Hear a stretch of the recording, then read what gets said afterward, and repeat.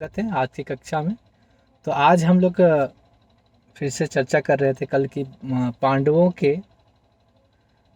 पांडव और कौरव के बारे में। ये जो चर्चा चल रही भगवत गीता में, हम लोग कल देखा कि दुर्योधन के साथ जो भीष्म पितामह ने जब शंख बजाया, तो उसमें शंख बजाया बहुत तेज ध्वनि से, सिंह नाद, मतलब लग रहा था कि सिंह कोई गरज रहा है ऐसी आवाज़ से।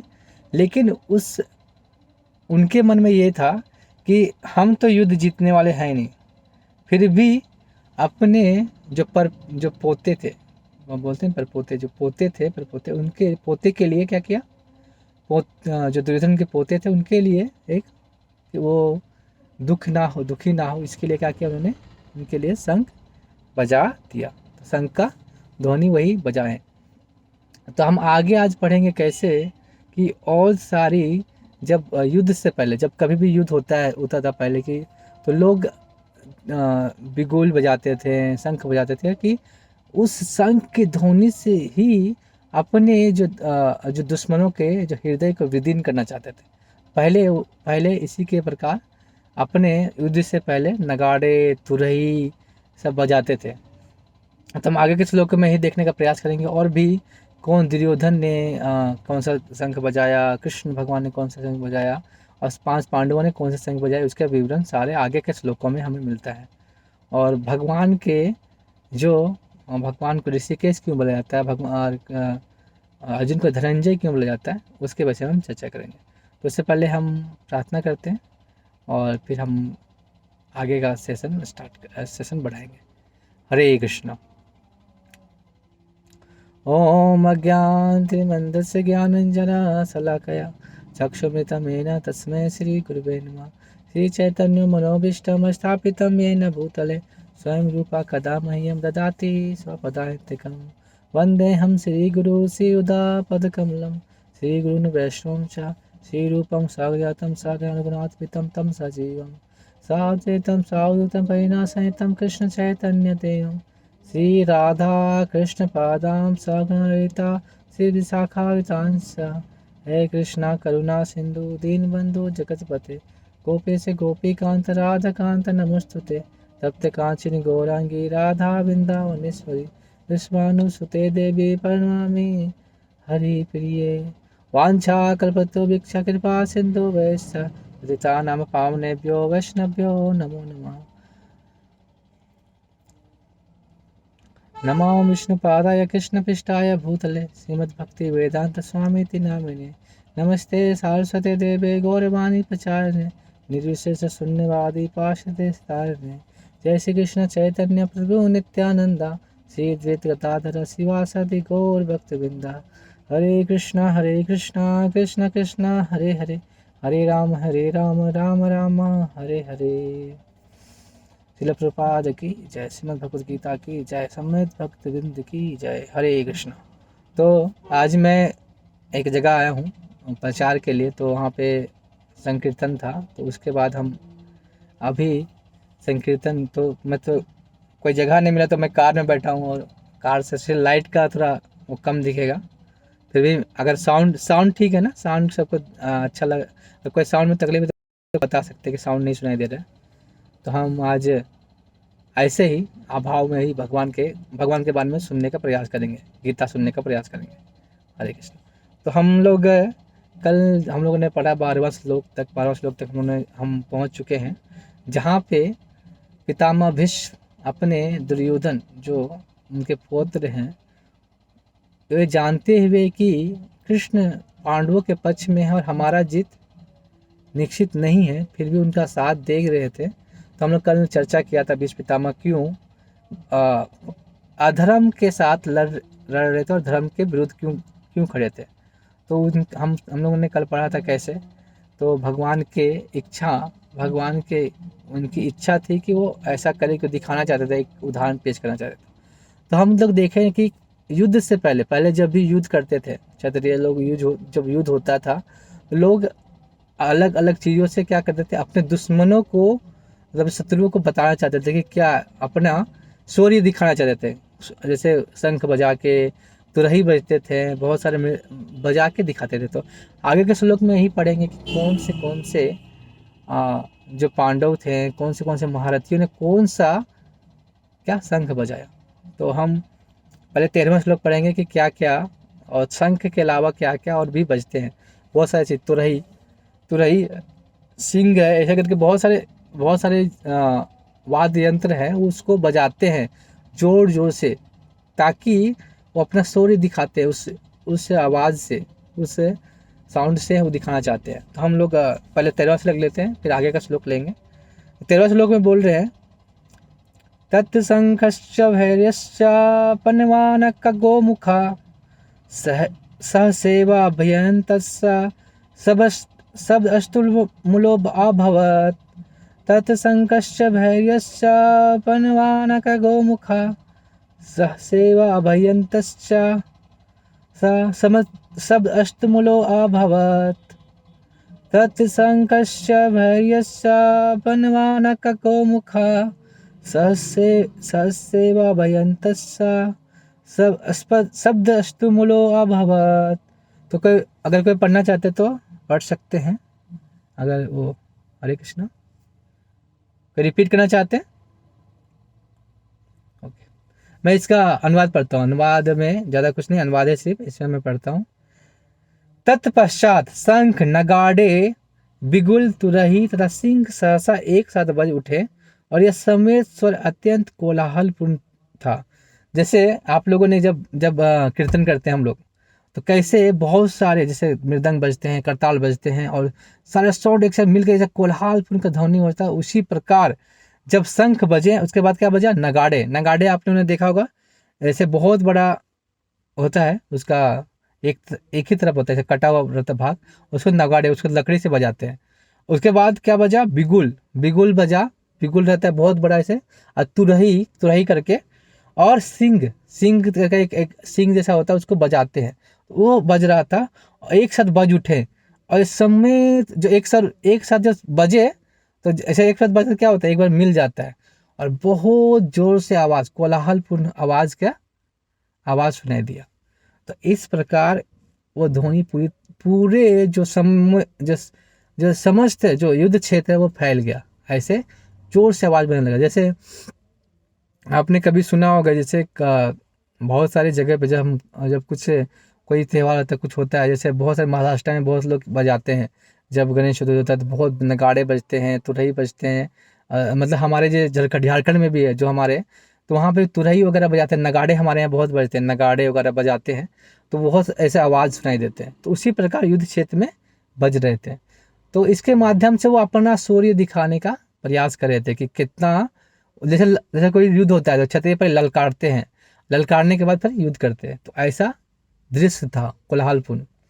हम तो नेक्स्ट में पढ़ते हैं कि कैसे अर्जुन किस घोड़े में सवार थे और कृष्ण क्या कर रहे थे। तो 14वां श्लोक हम लोग पढ़ रहे हैं, तथा श्वेत हरे युक्ते महति सैनंद स्थितो माधव पांडश्चैव दिव्यो शंका प्रदधमुतु। तत्श्वेत हरे युक्तो महति सैनंदने स्थितो माधव पांडवश्चैव दिव्य शंखो प्रधमतु। तत्श्वेत हरे युक्तो महति सैनंदे स्थितो माधव पांडवश्चैव दिव्यो शंखो प्रदधमतु। तो इसका अगर कोई पढ़ना चाहते, कोई अगर दोहराना चाहते तो वो दोहरा सकते हैं। हरे कृष्णा, कोई पढ़ना चाहते हैं तो आगे हम उसका अनुवाद पढ़ेंगे, ट्रांसलेशन, जैसे आप बोले। हरे कृष्णा, ओके, हरे कृष्णा। सबको ऑडिबल है ना, सबको आवाज़ सुनाई दे रहा है? एक बार मेरे को कंफर्म करेंगे। हरे कृष्णा, आवाज़ आ रहा है? हाँ, आवाज़ आ रहा है? ओके ओके ओके ओके, ये तो कोई जवाब नहीं देते, चलिए। ओके ओके, ठीक है, मैं तो फिर इसका अनुवाद पढ़ता हूँ। अनुवाद इस तरह से है, अनुवाद हिज डिवाइन अंग्रेज भक्ति हिज डिवाइन भक्ति ग्रंथ में प्रभात के द्वारा किया गया है। उन्होंने क्या लिखा कि दूसरी ओर से एक ओर से दुर्योधन का है और दूसरी ओर से कौन है, अर्जुन। दूसरी ओर से श्वेत घोड़े, मतलब उनके जो घोड़ों का कलर क्या था, श्वेत, और खींचे चलना विशाल रथ पे आसीन कृष्ण, कृष्ण क्या है, सारथी हैं, और तथा अर्जुन अपने दिव्य शंख बजाएं। तो वही वो दृश्य बता रहे कि पूरा जो दृश्य ऐसा है कि एक सफ़ेद घोड़ों में सफ़ेद घोड़ों में बंधा हुआ है और वहाँ कृष्ण बैठे हुए हैं। तो ये एक तरह से बहुत सारे आचार्यों ने बोला है कि जो जो घोड़े थे वो हमारी इंद्रियां हैं, और इंद्रियों के स्वामी कौन, सारथी। सारथी क्या है, कृष्ण। कृष्ण क्या है, इंद्रियों के स्वामी। तो इंद्रियां हम चाहते हैं कि हम इंद्रियों को कंट्रोल करें, लेकिन हम उनके स्वामी नहीं हैं। इंद्रियां हमें कंट्रोल करती है। कैसे, जैसे कि हमारी जो इंद्रियां हैं, आँख, नाक, कान, जो हमारे कर्म इंद्रियां हैं, जो जीभ है, तो टेस्ट हम लोग क्या करते हैं, मांसाहार करते हैं। क्यों, टेस्ट की वजह से। हमको इंद्रियों पे कंट्रोल नहीं, हम लोग को लगता है कि हम इंद्रियों को कंट्रोल करें, लेकिन इंद्रियां हमको कंट्रोल कर रही है। तो इंद्रियां कब कंट्रोल होगी, जब उनके स्वामी उनको कंट्रोल करेंगे। जैसे कोई पत्नी है, कोई पति है, तो पत्नी और पति है, दो लोग हैं, तो दोनों, पत्नी किसका पति उनके स्वामी के रूप में है, तो उनके किसके अंडर में है, अपने पति के अंदर में रहती है। जो वैदिक जो हम लोग पढ़ते हैं सनातन धर्म में, तो पत्नी अपने पति के आश्रय कौन है, उनके पति स्वामी के रूप में। तो इसी तरह हमारी इंद्रियों के स्वामी हम बनना चाहते हैं, लेकिन इंद्रियों के स्वामी कौन है, भगवान। तो आगे हम देखेंगे कैसे भगवान इंद्रियों के स्वामी हैं। तो इसके तात्पर्य में प्रपाद लिख रहे हैं कि भीष्म द्वारा बजाए गए शंख की तुलना में कृष्ण तथा अर्जुन के शंखों को दिव्य कहा गया है। जो भीष्म देव का जो शंख था, उसके से जो कृष्ण तथा अर्जुन के शंखों का दिव्य कहा गया, उनको दिव्य कहा गया है। दिव्य शंखों की नाद से सूचित हो रहा है कि दूसरे पक्ष का विजय की कोई आशा ना थी, क्योंकि कृष्ण पांडवों के पक्ष में थे। ज्येष्ठु पांडु पुत्रा नाम एसाम पक्षे अर्जुना, ज्येष्ठु पांडु पुत्रा नाम एसाम पक्षे जनार्दना। जय सदा पांडवों के पुत्रों के जैसों की होती है, क्योंकि भगवान श्री कृष्ण उनके साथ है। तो यहाँ पे बोल रहे हैं ज्येष्ठु पांडु पुत्रा नाम एकसा पक्षे जनार्दना। तो अगर भगवान जिनके पक्ष में होती है, उनके जीत निश्चित है, विजय निश्चित है। तो प्रपाद अपने तात्पर्य में लिख रहे हैं कि क्यों निश्चित है, क्योंकि उनके साथ कौन है, कृष्ण। तो एक ये भी साइन है कि भगवान उनके साथ थे, तो एक विजय तो निश्चित ही पांडवों की होनी ही वाली थी। आगे है, तो उसमें और भी लिखते हैं प्रपाद, क्योंकि भगवान कृष्ण उनके साथ है, जहाँ जहाँ भगवान विद्वान होते हैं वहीं वहीं लक्ष्मी भी रहती है, क्योंकि वे अपने पति के बिना नहीं रह सकती। तो मैंने कल ही बताया था कि विजय की देवी जब श्री किसके, वो भगवान की पत्नी है। लक्ष्मी किनकी पत्नी है, कृष्ण की, विष्णु की पत्नी के रूप में मानी जाती है। तो विजय की देवी है लक्ष्मी, उनके पति जिधर रहेंगे उतने ही उधर ही रहेंगे ना। तो इसी प्रकार तो ये भी विजय निश्चित है। तो दूसरा साइन ये भी था कि लक्ष्मी जी किनके साथ थी, अर्जुन के साथ। तो दूसरा साइन ये था कि वो भी, इससे दूसरा साइन ये था कि जो कि जीत किसकी निश्चित थी, अर्जुन की, पांडवों की निश्चित थी। उसके अलावा अतः जैसे कि विष्णु ने भगवान कृष्ण का शंख उत्पन्न की ध्वनि को सूचित हो रहा था कि विजय तथा श्री दोनों ही अर्जुन की प्रतीक्षा कर रही थी, इसके अतिरिक्त जिस रथ में दोनों में आसीन थे, अर्जुन को अग्नि देवता द्वारा प्रदत्त था। और इससे सूचित हो रहा है कि तीनों लोकों में जहां कहीं भी यह जाएगा वह विजय, यहाँ विजय निश्चित है। वहां पे नहीं, जो 14 नंबर श्लोका, मतलब 14 नंबर श्लोका है, 14 नंबर पहले अध्याय का, तो 14वां नंबर श्लोका है। तो उसमें क्या बता रहे हैं कि जो जो रथ है वो किसके द्वारा दिया गया था? अग्निदेव द्वारा प्रदान किया गया है। तो वो बता रहे हैं कि ये रथ के द्वारा जो भी आसीन होगा वो किसी भी लोक में जीत सकता है। ये इस लोक में नहीं, हर एक लोक में जीत सकता है। तो पहला सन कृष्ण है, उनके साथ लक्ष्मी है विजय रूप में, और जो जो रथ था वो कहीं भी अपराजय नहीं हो सकता। तो तीसरा साइन था। और इस प्रकार हम देख सकते हैं कि वो साइन दे रहे थे कि पांडवों की जीत निश्चित है। तो हम हमें आगे का श्लोक देखें, 15वां श्लोक में। इस श्लोक में किसी को दिक्कत है तो, या इस श्लोक में कुछ क्वेश्चन करना है आप पूछ सकते हैं, या कुछ कमेंट करना है तो बोल सकते हैं आगे। नहीं तो हम आगे बढ़ेंगे कि भगवान ने कौन सा शंख बजाया, फिर अर्जुन ने कौन सा शंख बजाया, और भीम ने कौन सा शंख बजाया। नेक्स्ट श्लोक में हमको पता चलेगा। हरे कृष्णा। तो किसी को इसमें सवाल है या कुछ कमेंट कर, अगर लगता है कुछ और बोल सकते हैं तो आप एड ऑन कर सकते हैं। हरे कृष्ण। ओके ओके, हरे कृष्णा। तो हम नेक्स्ट श्लोक लेते हैं। हर्ष माता जी।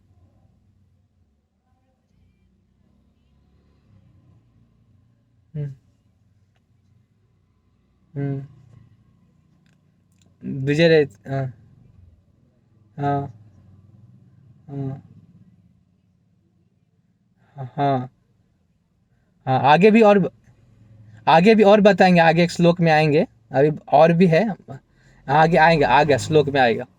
तो अभी हम पहले अभी शंख कौन सा शंख बजाते हैं उसको पढ़ते हैं। तो 15वां श्लोक में, पांचजन्यम ऋषिकेशो देवदत्तम धनंजया पुण्ड्रम ददमो महाशंका भीमकर्मणा विकोदरा। पांचजन्यम ऋषिकेशो देवदत्तम धनंजया पुण्ड्रम दधमो महाशंखम भीमकर्म विकोदरा। पांचजन्यम ऋषिकेशो देवदत्तम धनंजया पुण्ड्रम दधमो महाशंखा भीमकर्म विकोदरा। तो इस श्लोकों को पढ़ना दोहराना चाहते हैं तो दोहरा सकते हैं। हरे कृष्णा। एस एस एस मत एक एक करके कर सकते हैं आप। एस प्रियंका हरे कृष्णा। हाँ ओके माता जी, आप एक मैं कर। पढ़ती हूँ। हाँ ओके। पांचजन्यम ऋषिकेशो देवदत्तम धनंजय पौंड्रम पौंड्रम दद्मो महाशंखम भीमकर्मावृकोदरः।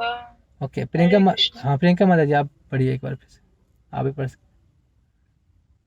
पांचजन्यम ऋषिकेश देवदत्तम धनंजय पौंडरम ददो महाशंखम भीमकर्मावृकोदरः। और हरे कोई ट्राई कृष्णा। करना चाहते हैं? हरे कृष्णा। तो हम अभी इसका अनुवाद पढ़ते हैं। ओके, पढ़ना चाहते कोई? ओके नहीं।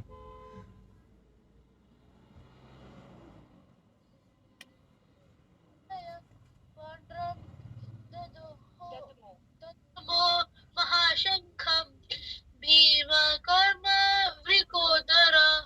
हरे कृष्णा, बहुत अच्छा। हरे। और कोई है ट्राई करना चाह रहे हैं?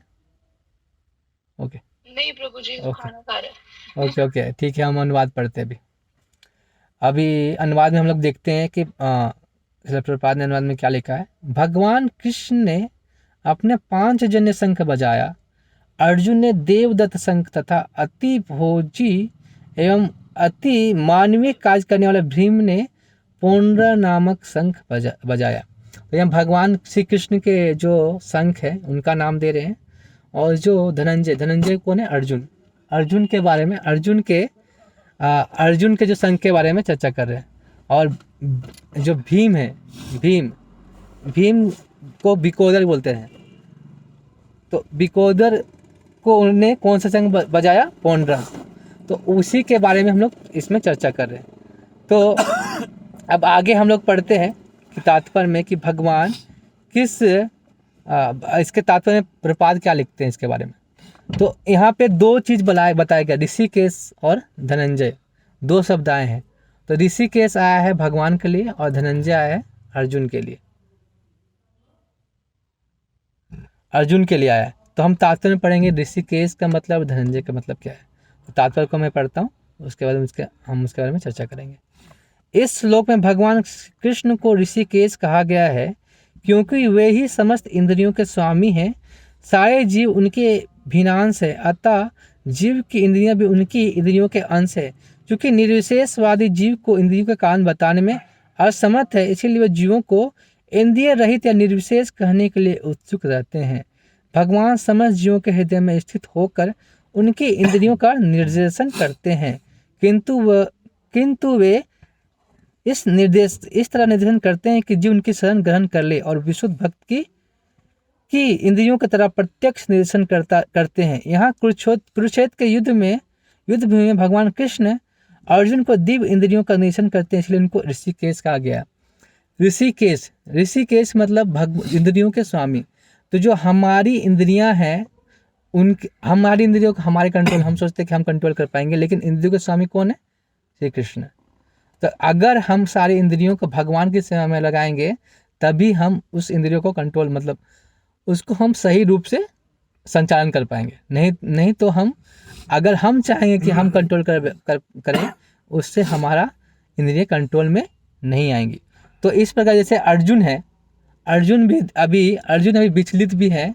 अभी आगे वाला हम जब दूसरे अध्याय में जाएंगे तो उसमें हम देखेंगे कि कैसे अर्जुन जब तक अपने आप को भगवान के शरणागत नहीं होते, जब शिष्य के रूप में नहीं मानते, तब तक क्या है, वो उनको तब तक कृष्ण अपने सारे आंसर नहीं करते।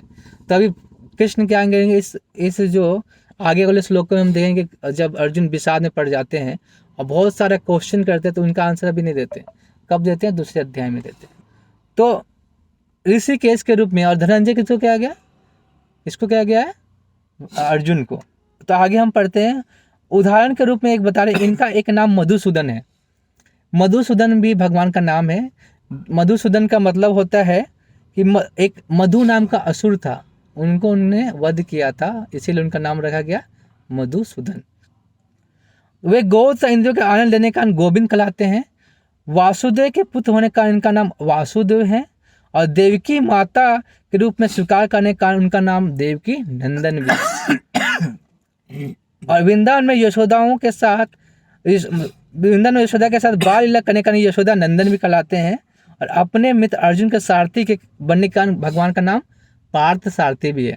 जैसे राधा पार्थ सारथी करके दिल्ली में एक टेम्पल है, पार्थ सारथी, राधा पार्थ सारथी। तो भगवान का नाम पार्थ सारथी भी, क्योंकि वो जो अर्जुन है वो पार्थ है और उनके सारथी के रूप में, इसलिए भगवान को पार्थ सारथी भी कहा जाता है। इसी प्रकार उनका एक नाम है ऋषिकेश, क्योंकि उन्हें कुरुक्षेत्र के युद्ध में अर्जुन को निर्देशन किया। जैसे भगवान तो सारे इंद्रियों के समय में सारे जो जीव है, आत्मा है, भगवान के सारे अंश है, तो सब कुछ भगवान के निर्देशानुसार से चलते हैं। तब जैसे ही अर्जुन को निर्देश दिया कि उन्होंने कृष्ण ने कुरुक्षेत्र के युद्ध में क्या करने के लिए, युद्ध करने के लिए।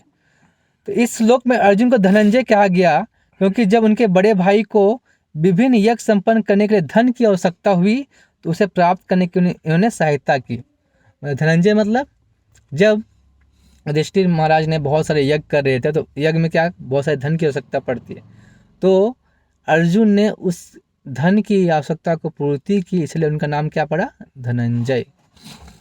तो आपको पता चल गया कि ऋषिकेश और धनंजय भगवान का नाम। ऋषिकेश के साथ भगवान के बहुत सारे नाम बताए, मधुसूदन, गोविंद, यशोदा नंदन, देवकी नंदन और पार्थ सारथी। तो भगवान के हर कार्य में भगवान का अनंत नाम है। इन सभी नामों में ये नाम बहुत प्रसिद्ध नाम है, गोविंद, मधुसूदन। हम लोग बहुत सारे नाम अपने भक्त अपने भाव को अनुसार भगवान को नाम देते हैं, श्याम सुंदर। तो ऐसे भगवान के नाम हम लेते हैं। तो इसी प्रकार एक नाम है ऋषिकेश, क्योंकि वो सारे इंद्रियों के स्वामी हैं। यहाँ पे आगे लिखते हैं प्रपाद, इसी प्रकार भीम विकोदर कहलाते हैं क्योंकि जैसे वे अधिक खाते हैं उसी प्रकार अति मानवीय कार्य करने वाले हैं, जैसे हिडिंबासुर का वध। अतः पांडवों के पक्ष में श्री कृष्ण इत्यादि विभिन्न व्यक्तियों द्वारा विशेष प्रकार के संघों का बजाए जाना युद्ध करने वाले सैनिकों के लिए अत्यंत प्रेरणाप्रद था। विपक्ष में ऐसा कुछ ना था, ना तो परम निर्देशक भगवान कृष्ण थे, ना भाग्य की देवी थी, अतः युद्ध में उनकी पराजय पूर्व निश्चित थी। शंखों की ध्वनि मानो यही संदेश दे रही थी। तो इसमें हम लोग देख रहे हैं कि भीम के बारे में अभी चर्चा हो रही। भीम जो अग्निदेव के अंश हैं, तो उनके अग्नि पवन देव के, और पवन देव उनके पेट में जो विकोदर, मतलब उनके जो पेट में अग्नि है खाने, मतलब वो बहुत ज़्यादा खाते थे, उनके लिए विकोदर नाम दिया गया। तो उन्हें कौन सा शंख बजाया था? पौंड्रक नामक शंख। तो पौंड्रम नामक शंख उन्होंने बजाया था। तो विकोदर के बारे में बताते हैं कि वो बहुत ज़्यादा खाते भी थे और बहुत ऐसे कार्य करते थे कि हम आज से हिरण्यवासुर का वध किया उन्होंने। उसके बाद उनको जहर भी दिया गया, दुर्योधन के द्वारा जहर भी दिया गया, लेकिन उन्होंने वो जहर से बच गए, और उनको समुद्र में फेंक दिया गया था। तो वहाँ पे उनको नाग देवता ने, वासुकी ने फिर से उसको जिया के उनको 1000 हाथियों का बल दिया, 10,000 हाथियों का बल दिया। तो उसके और वो और शक्तिशाली बन गए। तो इसमें हम देख सकते हैं, एक तरफ क्या है? कृष्ण है, भाई की देवी है, और खुद जो रथ है वो अग्निदेव द्वारा दिया गया है। लेकिन एक तरफ हम क्या देख रहे हैं कि ना वहाँ भाई की देवी है, ना कृष्ण है।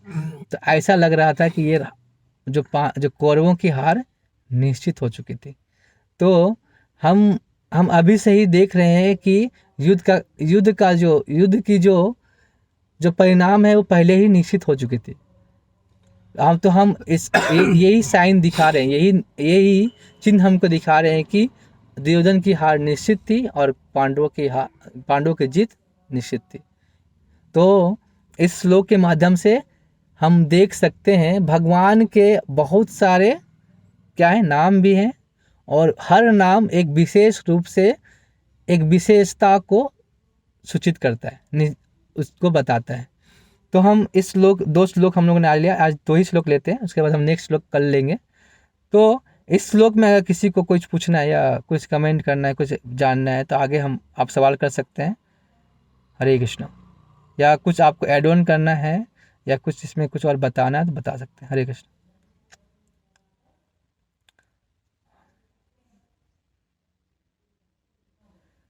हाँ, हिरण्यवासुर का वध जब पांडव अज्ञातवास में थे, तो कुंती महारानी और जो 5 पांडव थे एक ब्राह्मण के घर रहते थे, ब्राह्मण के यहाँ पे निवास करते थे।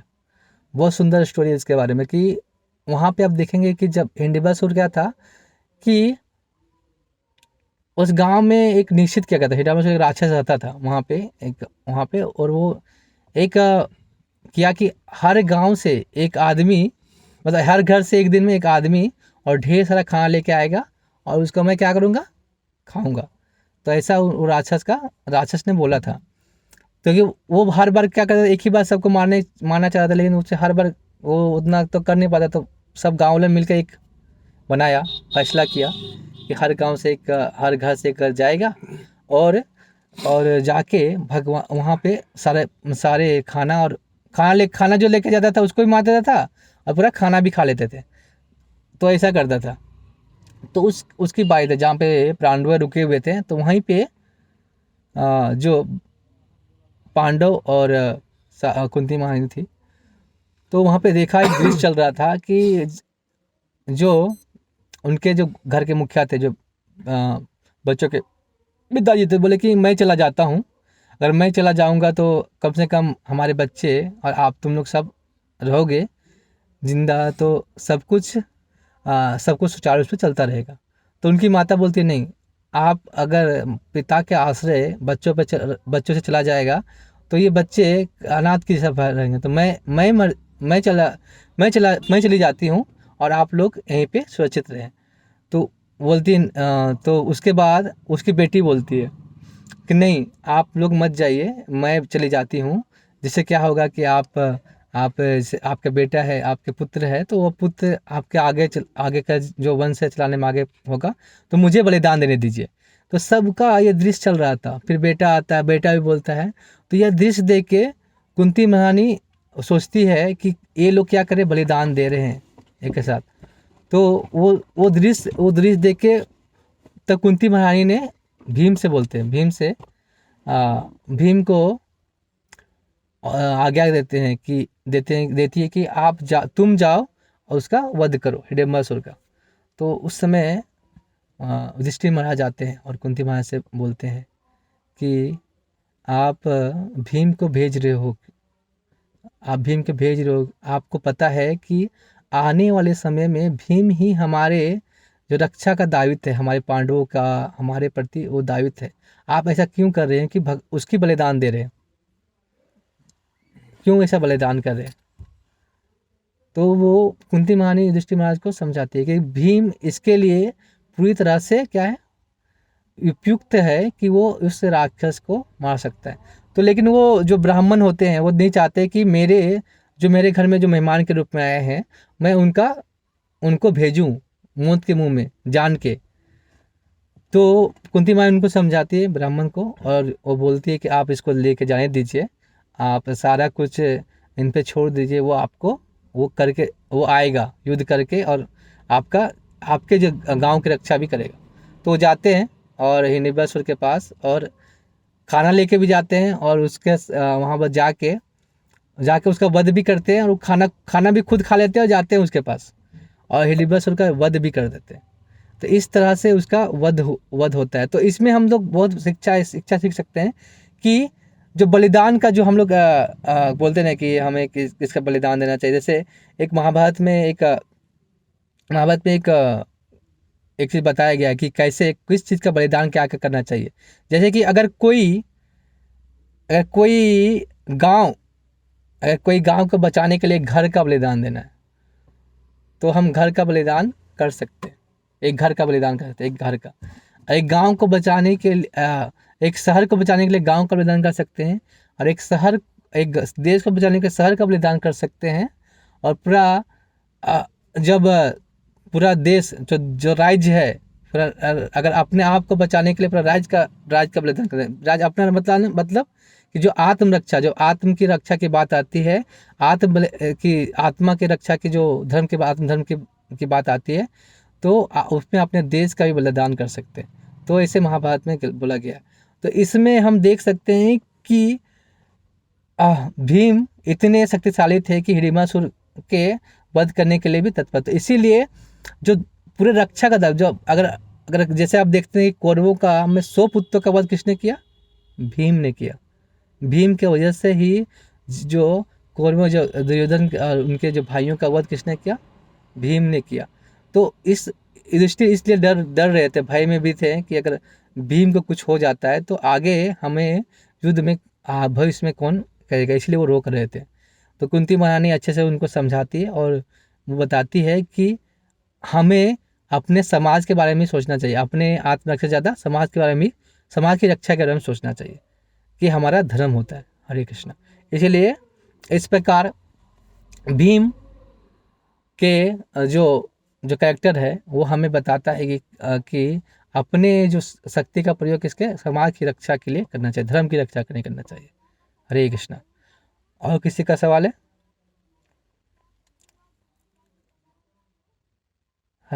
है- हाँ हाँ बोलिए।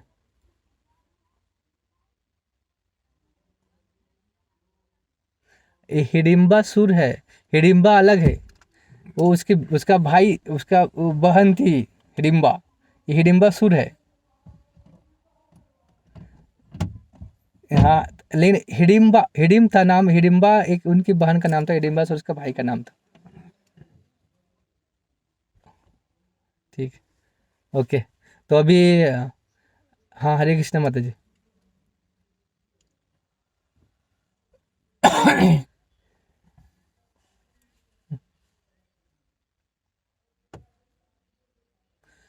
हाँ हाँ, तो मैं वही तो बोल रहा हूँ कि उसको भूख ज़्यादा लगती थी, विकोदर वही है। अग्नि उनके। हम्म। हम्म। हाँ, आप वही आप सोच सही है। हाँ हाँ, विकोद। वो अग्नि है जो बहुत जल्दी, जिसके जिसके अंदर ये अग्नि ज़्यादा होती है पचाने की, लेकिन बहुत लोग जल्दी जल्दी खा लेते हैं, पच भी जाता है। तो इसी तरह उनके अंदर बहुत ज़्यादा थी, इसीलिए वो ज़्यादा खाना खाते थे, फिर भी उनको ज़्यादा भूख लगती थी। तो अभी उसके बारे में चर्चा करेंगे, कल चर्चा करेंगे एक बार फिर से। अभी मैं थोड़ा बाहर हूँ, अभी लाइट भी दिख रहा है, कार में बैठ के क्लास दे रहा हूँ।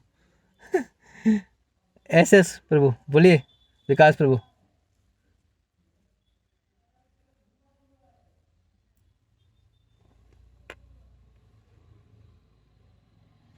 क्या बोल रहे हैं, क्या बोले?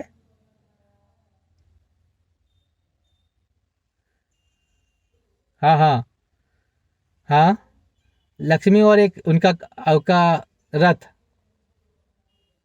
अभी आगे और भी चीजें होंगी। हाँ, आगे वो आगे श्लोक में आएगा, हम बताएंगे वो आगे, इसलिए अभी नहीं बताए, धीरे धीरे एक साइड में जा रहे हैं। तो ये 3 चीज हम पढ़े, अभी आगे और है, आगे आगे आएगा आपको। ठीक है प्रभु, ओके। तो हरे कृष्णा महामंत्र बोल के क्लास को समाप्त करते हैं। हरे कृष्णा कृष्णा कृष्णा हरे हरे, हरे राम राम राम हरे हरे। शिला प्रभुपाद की जय, श्रीमद् भगवद गीता की जय, समेत भक्त वृंद की जय। हरे कृष्णा। बहुत बहुत के लिए हरे कृष्ण।